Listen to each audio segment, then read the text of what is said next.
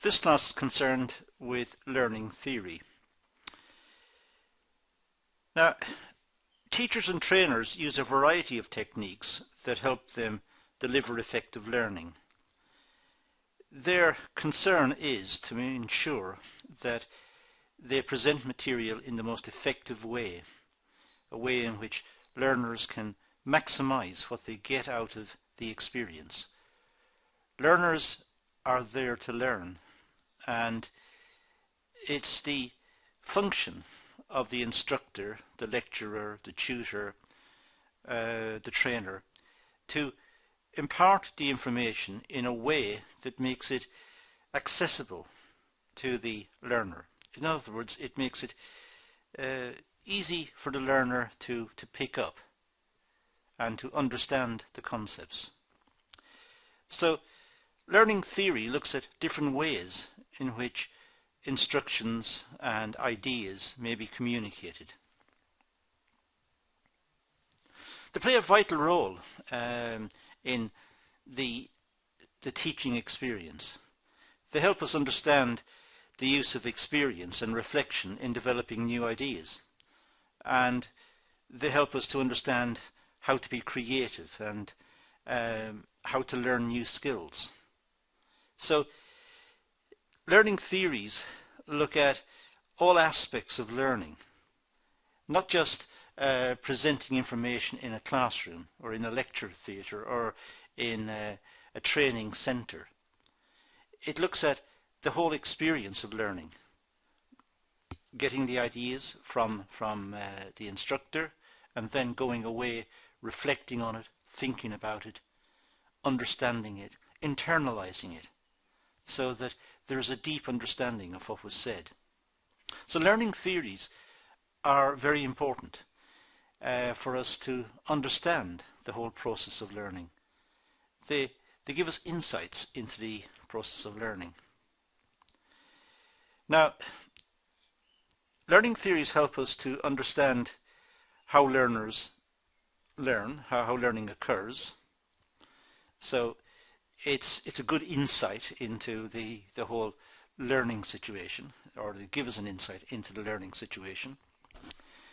They also can give us an insight into cultural and social interactions amongst groups and how different groups learn, and what is a good teaching method for one group may not be a good teaching method for a different group.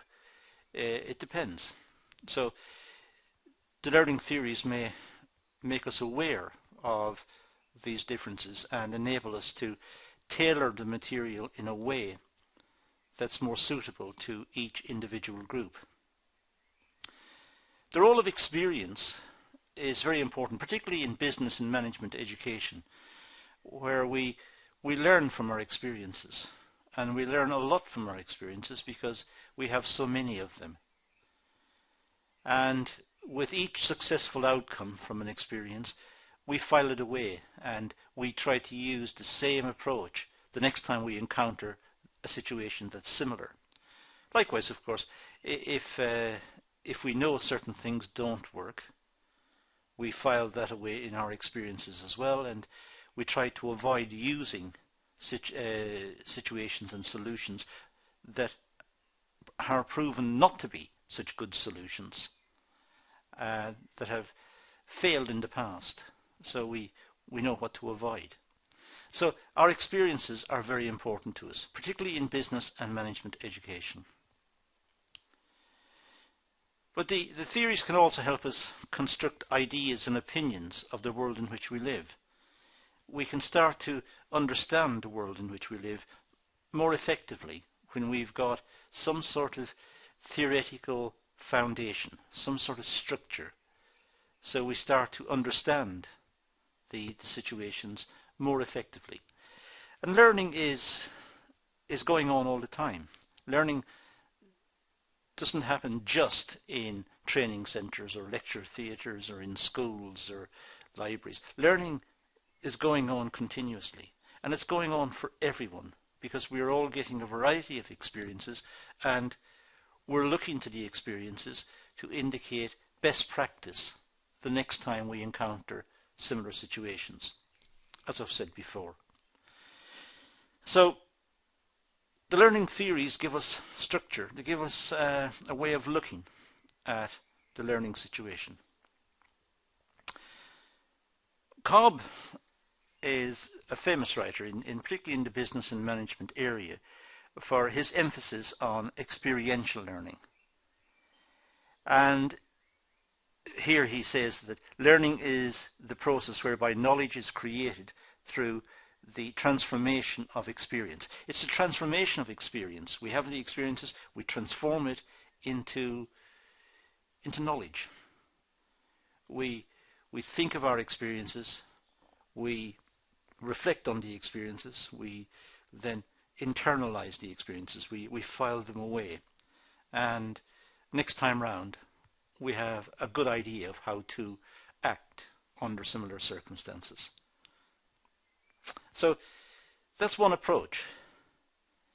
But there are various writers who have come up with various ideas on learning. In this situation, learning is better thought of as a change within the person. And learning is changing us. It's changing the way we think about the world. It's changing us as people. Hopefully it's changing us for the better, because we become more cognitive, we become more rational, we see the world in a different light, we think about situations and we understand situations much better. So it's a change within the person. It's changing us. And it goes on here to say that it appears as a new or improved way of thinking or feeling about something, or of perceiving it or doing it. So it's a new way of thinking or feeling about something. It's new because when we've had experiences in the past, we've learnt from the experiences. And as I said earlier, this is ongoing for everybody. Every day we get up, we learn new things. We have some new experiences perhaps, or our existing experiences are updated or modified in the light of what's happening around us. So learning is ongoing, and it's changing us. It's changing us as people, because we're starting to see the world differently. We're starting to think differently. If this didn't happen, of course, we'd still be living in caves. We would never have progressed. We would not live the way we're living today. We would not have the technology or the economic system or the productive system, or we would not have our current lifestyles. So learning is a part of our being. It's the process that enables us to mature and grow. Without learning, we would stagnate. We would stay as we are, and society would stay as it is. It would not progress. It would not move. It would not evolve. It would not change. New discoveries would cease, because we're not learning. Only through acquiring and interpreting knowledge do we become aware of our surroundings and our experiences. So we should be looking to the environment for experiences. We should be reading books and articles because they challenge the way we think, or they're giving us a new insight into something. They're teaching us a new relationship, that A is linked to B. Perhaps we didn't know that before. We didn't know that some chemical reaction would occur if the following two chemicals are mixed. Now we know. We've had a new experience. Now we need to rationalize it. Why did it happen? What's the underlying principle? And it's this quest for knowledge that's going on all the time. It's going on in business. We want to know what determines the market trends. What causes markets to change in the way they do, and what is the nature of the economic system? What's the nature of markets, and what causes inflation or unemployment or the exchange rate to move? We're always looking for answers. And it's only through our experiences and reading and thinking that we come close to getting answers. And that's our learning. Barnett introduced the concept of the super complex society. Now, this is a reason why we should be learning, because society is complex.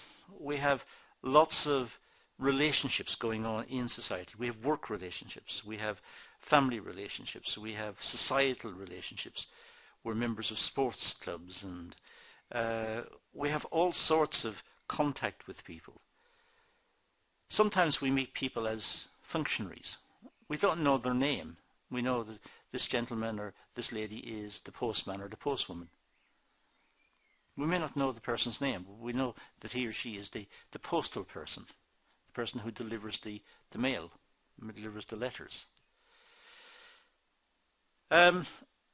So we live in a very complex society.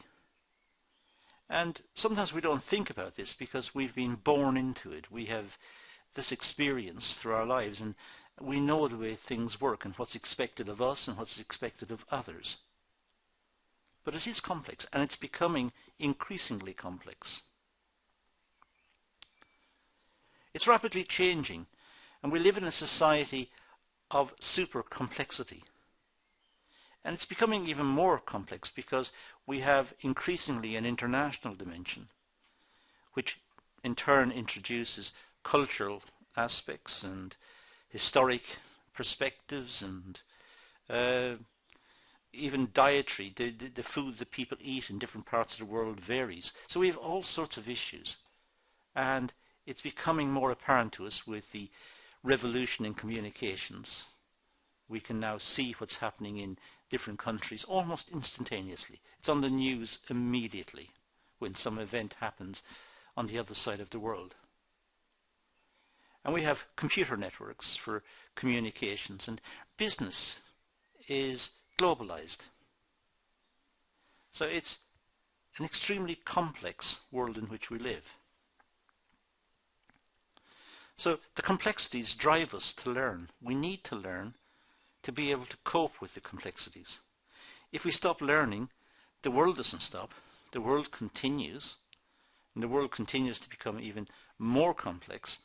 But if we've stopped learning, then as sure as night follows day, we get left behind. So we need to adapt to the changing society. Now, learning encapsulates many terms. Acquiring new knowledge and information almost goes without saying. The whole idea of learning is to get new knowledge and information. So that's a big plus for learning. But it also develops our skills, our abilities to understand situations. So we have the skill to operate and conduct ourselves in complex situations. In work situations, we're able to perform functions that perhaps in the past would have been very challenging, or perhaps even impossible in the past. So we develop new skills from learning. And we can think about things, and we get deeper understandings. We have understandings of the way, as I said earlier, the way perhaps markets work. We might have understandings of what causes fashion trends, or what influences customer tastes, or what influences the rate of interest or the exchange rate. So we have increasing understanding of very complex and quite abstract issues, but nonetheless issues that affect us in a very practical way. So understanding what causes changes in customer behaviour, or looking at the factors that may lead to changes in customer behaviour is important. It's quite an abstract concept because we end up with the list of points. But it doesn't mean that the list of points are irrelevant. Far from it. They are highly relevant. So we have greater perception and greater understanding of underlying causes.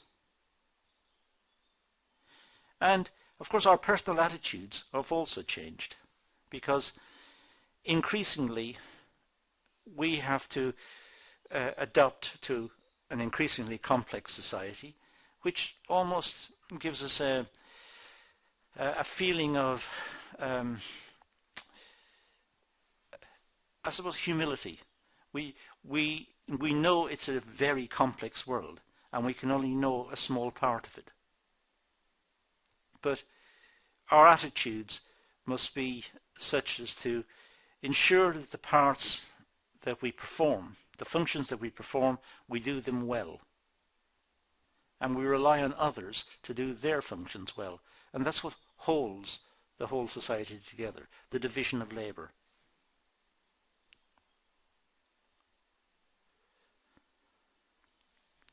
Now,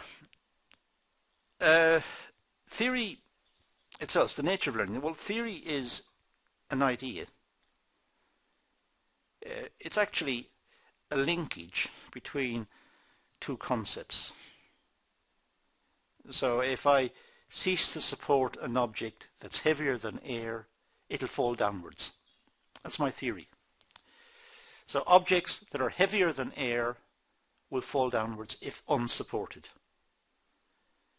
And I observe this many times over, and I think there is a force causing things to fall. And of course we know that force to be gravity. So we've developed a theory. We have got an idea. We think there's something causing something else. We need to explain it. So a theory is a way of thinking which is composed in a model to articulate how processes work. We want to know what's causing what. If customer tastes change, what caused the change? Who initiated the change? Where did it originate? What was it? What did it? What caused it to happen? If the exchange rate falls, why? Why did it fall? We need to have a theory. We need to have a structure to think about it. We don't want to sit looking at a chart that shows the exchange rate falling, and we just look at the chart and have no idea what's causing it. We're curious and we want to explain it. We want to explain it in terms of cause and effect. We want to show what the relationships are. And to do this, we formulate theories. So theories are tried and tested through research and practical experience. When we have a theory, we test it. We can never prove a theory because we can always find examples where it'll work over and over and over, but we don't know if it's going to work into the future. There might be a situation in the future where the theory fails. So in fact, when we're testing a theory, we're testing it to see if it doesn't work. So learning theories are tried and tested. All the time we're building up evidence in support of the theory, or we're looking for situations where the theory doesn't work. And where the theory doesn't work, we look for alternative explanations and develop new theories, which we then go about testing. And that's the way learning is happening. We're constantly looking at the evidence, trying to figure out what's happening, developing understanding between the variables. We're saying something is causing something else. That's our theory. So every time this happens, that will happen. That's our theory. And if it doesn't happen, we look for an alternative theory. And we say, every time this happens, that happens, unless something else happens. In which case... So we're constantly trying to figure out what's causing what, and how do we understand it, and how are the different variables, how are the different situations linked. There's a growing need to apply different strategies in order to aid in effective learning. Learning theories are a means to help trainers and teachers deliver effective learning in order to achieve best teaching practice. So learning theories are theories related to learning. But more than that, they're trying to find the best way of teaching and instructing. The ones that will deliver the best understanding for the students or for the learners. So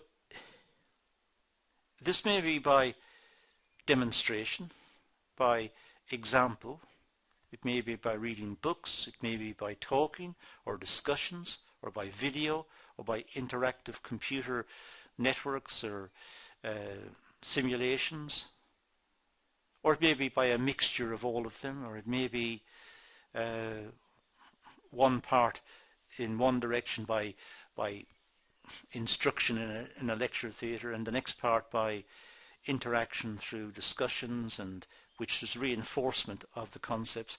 There are different ways. So there are different theories which are trying to find the best way of instructing learners.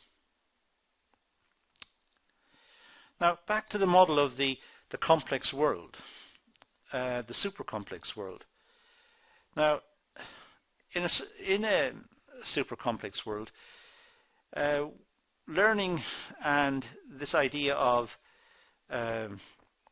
instruction with greater onset of technology and greater requirements because of the complexity of the world means that we have to take into account advances in technology, media, email, internet, mobile phones, fax. Now I say fax is an old technology, but it's old at the moment, but who's to say what will happen with fax in the future? How will instruction take place?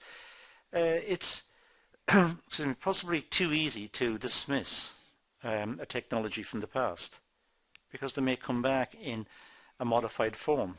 But the point is, we're all familiar with the importance of email. It's the main way in which we communicate. But we don't have to go back too far in modern history to a time when email did not exist. Now, to effectively communicate, this means that humans have to pick up extra skills, the skills of using electronic means of communications. So the world has become more complex, but it's become more efficient. You send an email and it'll be there within seconds. If you use traditional post, it'll take several days or weeks perhaps, depending where it's going to.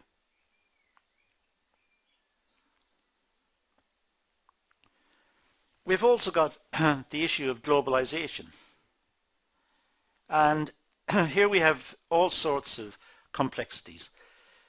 Transportation, and we have cultural issues, and we have different currencies, and different labour markets, and different laws, and we have issues about ethics and human rights, and standardization of products and procedures, and we have all sorts of issues. And these need to be worked out, and we need to learn about the different cultures, the different societies, and to get globalization, or the benefits of globalization, working properly means investment in learning about new situations, new practices, new cultures, new requirements by labour force and management in different parts of the world.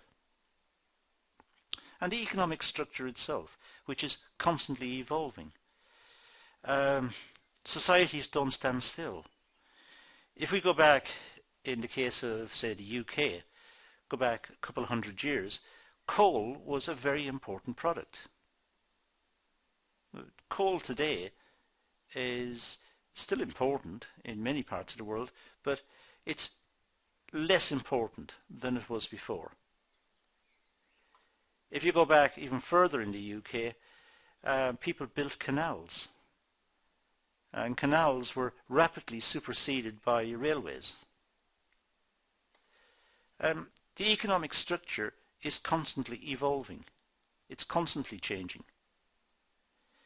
There are some societies that, in a sense, don't make anything. They provide services. That's what they make. They make the service. It could be banking, insurance, share trading. It could be some service. So economic structures are not fixed in stone. Economic structures are constantly emerging, as are patterns of work and lifestyle. The way we live is changing. Even the types of food we eat is changing. It's changing because we have more travel experience. We have been to different countries and we've tasted different food and we like them, and we require it when we come back to our homes. And our lifestyles are changing. We have more information about what is good and what's bad about our lifestyles, and our patterns of work might be changing. What's required of us at work is changing. Perhaps accountants in the past would go and sit in front of large ledgers and write in their own handwriting, write in the items of expenditure and the receipts and so on. Whereas now, the chances are they will go in and turn on a computer or a computer terminal and access some piece of software which has done a lot of the hard work for them.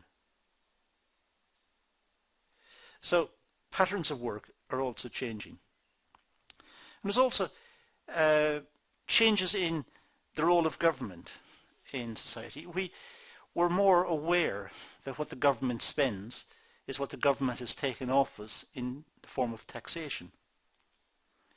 So governments are more under scrutiny as to how they spend their money. There's greater economic literacy amongst the population. And therefore governments are held to account more. And governments are more transparent. We see them on television. We see the debates on television. We get the statistics, the same as the government gets the statistics. We get the statistics and we can analyse the statistics. And we can criticise the government. If the government's analysis of the statistics are different to ours, we criticise and we show where their analysis perhaps was wrong, or they will show where our analysis is wrong. So we have greater changes there. Again, an increasingly sophisticated society. Therefore, there is increased pressure to learn, especially within the workplace. So society is evolving, and it's evolving at almost an increasing pace because of the onset of technology, because of better communications, and because of greater cultural contact. So we need to learn to keep up with the pace of change within the society. So learning is crucial. It's essential.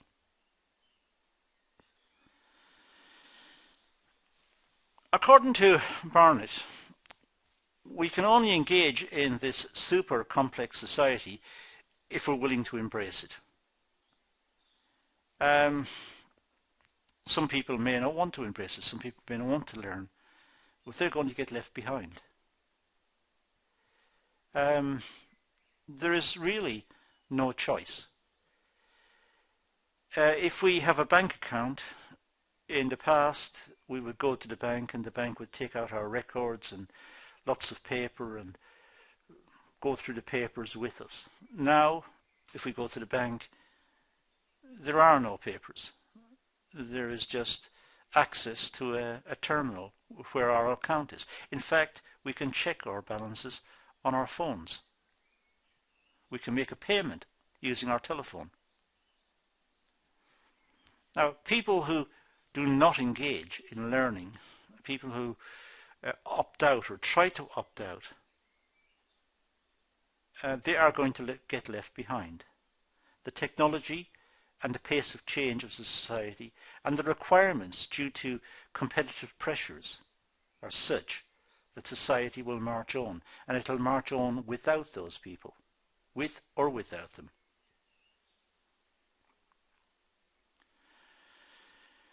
We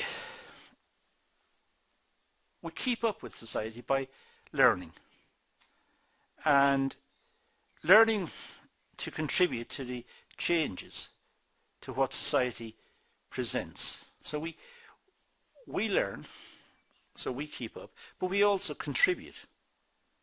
We can help our colleagues learn, for example, or we could contribute new ideas ourselves or new insights that we have, and we share them with our colleagues. We're a part of the society. We are not outside looking in. We are actually a part of it. So it's important for us to learn, and it's also important for us when we do have an insight that we share it so other people can learn from our insight into something as well. We're always learning, as I said earlier, and we need to do this because we need to engage in this increasingly complex society. But we're learning every day. We're learning as we walk to work, or as we walk to college, or walk to the shops. We're learning about the traffic conditions in the area at that particular time. We're learning something. It may be a small piece of information. It's not mind-shattering. It's not proverbial rocket science, but it is a piece of information. And we are learning something all the time. Our experiences are giving us information all the time, and when we reflect on it, we pick out the big insights that we've had from our experiences, and we file them away in our heads. Next time round, when we encounter similar situations, we have a good idea of what to do. So we're constantly in the process of learning. Now we learn because we want to be successful. There's a need for achievement. So we like recognition. We like our friends to say well done, and our families to say well done. We want to be proud of ourselves. We want to achieve. We want to be acknowledged. So we learn for that reason. We like the accolade. We like being praised. We're also afraid to fail. We have a life in front of us, and we don't want to fail in that life. We don't want to end our days in some terrible situation that we've got ourselves into because we failed. So we are constantly learning to improve ourselves and to avoid failure. So learning helps us to do that. And we want broad approval from society's changing demands. Society is, as I said in the last few slides, is evolving. It's evolving very rapidly and changing very rapidly. And we need to keep up with this, and we want to be seen as one of the people that is confident and capable of keeping up with the changes in society. We're not getting left behind or getting confused. And we like exploring. We like exploring new concepts and new ways of doing things because as humans we are curious. We're a curious species. We like to explore. We do things differently. Some people like to climb high mountains or dive into the seas, and we like to explore. But some people may want to just simply explore relationships. Why is A related to B? Why, when something happens, something else happens? What's causing it? We're exploring this situation. And through this exploration, we're learning. We're looking to formulate a theory, a relationship between two situations. So we're formulating a theory, and we will continue to look for evidence to shed light on the theory, because that's what we do. We are a curious people. Learning theories provide an understanding of how we learn and the concepts, strategies we adopt to help us to learn effectively. The theories that we're about to look at, now these theories will be dealt with in different videos because we haven't got time to deal with it in this one. This is quite a long video as it stands. But we have the need to formulate theories, learning theories, which will help us to understand situations, and there are different approaches to this learning set of theories, different categories into which we can insert the theories. And these are grouped under behaviourism, for example, which is looking at conditioning within society. It's looking at the way we see something and we see something else. Now, if this happens all the time, when we see A, if we then see B, then when A happens, B will happen, and we will expect that to continue. It's like conditioning, and sometimes we don't even know why it's happening. We just know that whenever something happens, something else happens. We're looking for an explanation. We're always looking for causal connections. But sometimes, if we don't know, we can work with the idea that if something happens, then something else happens. And we're quite happy with it. Except, of course, deep down we want to know why it's the case. There's also cognitive learning theory, which is to do with the inner workings of the mind. Why do we learn the way we do? What's going on inside our heads? And that's a much more difficult question to ask. That's complex, but there's a lot of work being conducted by psychologists who working away at universities trying to get insights into the way we think.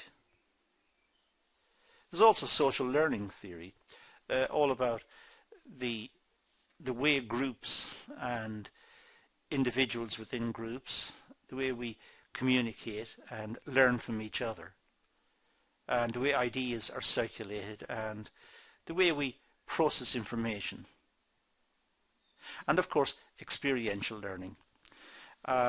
This was Cobb's contribution.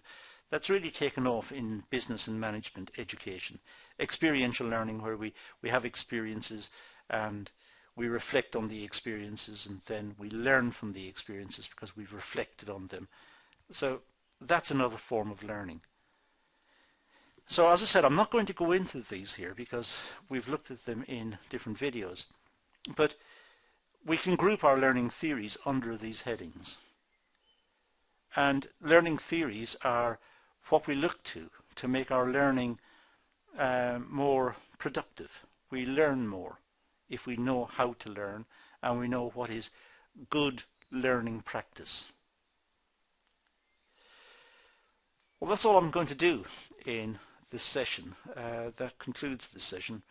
So we're going to leave it at that and just mention that those are some of the references that were used in constructing this session.